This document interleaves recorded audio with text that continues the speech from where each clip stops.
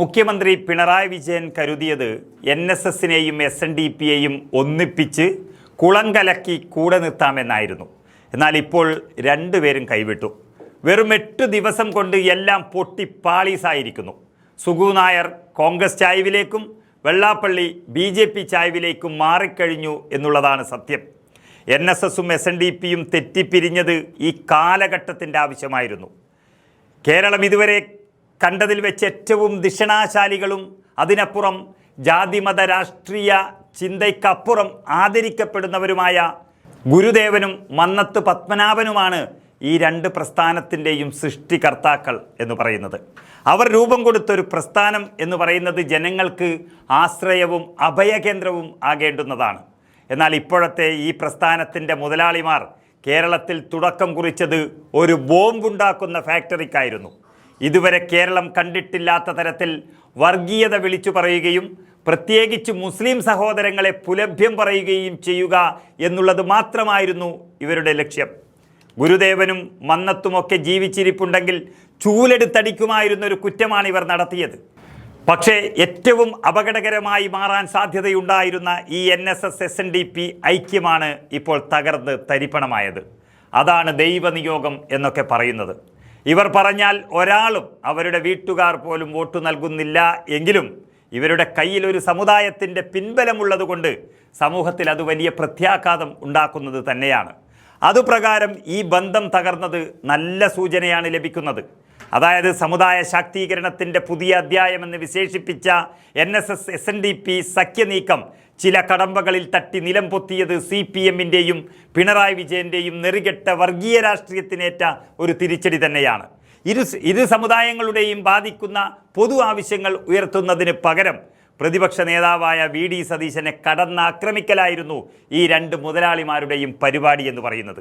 അത് പിണറായി വിജയനെ സന്തോഷിപ്പിക്കാൻ വേണ്ടി മാത്രമായിരുന്നു.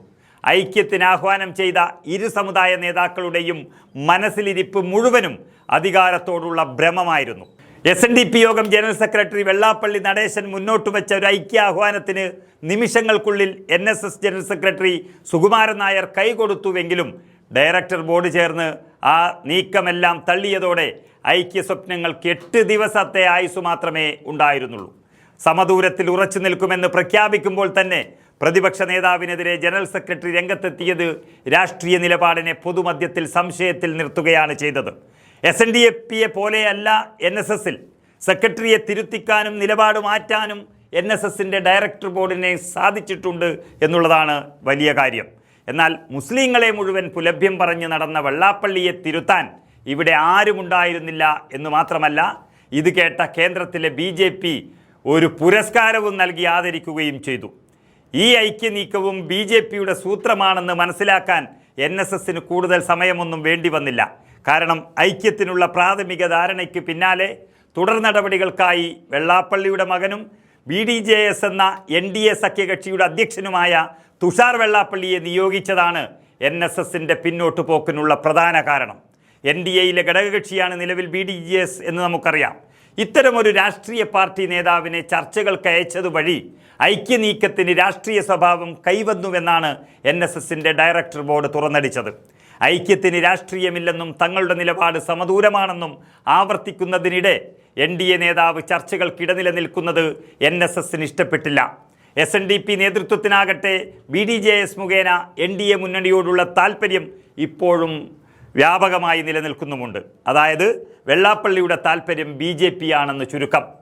ഒപ്പം കൂട്ടി വർഗീയം പറഞ്ഞ് കുളം കലക്കാമെന്ന് പിണറായി കരുതിയ വെള്ളാപ്പള്ളി BJPയോടൊപ്പവും NSS സമദൂരം എന്ന പേരിൽ UDFനോട് മയപ്പെട്ടു എന്നുള്ളതുമാണ് യാഥാർത്ഥ്യം. രണ്ടു കൂട്ടരെയും നഷ്ടപ്പെട്ട മുഖ്യമന്ത്രി പിണറായി വിജയൻ വിതച്ച വർഗീയക്കാട് തകർന്ന് തരിപ്പണമായിരിക്കുന്നു. നായർ മുതൽ നസ്രാണി വരെ പിണറായി വിജയൻ്റെ തട്ടിപ്പ് തിരിച്ചറിഞ്ഞു എന്നുള്ളതാണ് ഇതിൻ്റെ ചുരുക്കം. അതുകൊണ്ട് നിലവാരം നോക്കുകയാണെങ്കിൽ കഴിഞ്ഞ ആഴ്ചയേക്കാളും ഒരു 50% വിലയിടിഞ്ഞ് വളരെ പരിതാപകരമായി നിൽക്കുകയാണ് പിണറായി വിജയനും ഇടതുപക്ഷവും.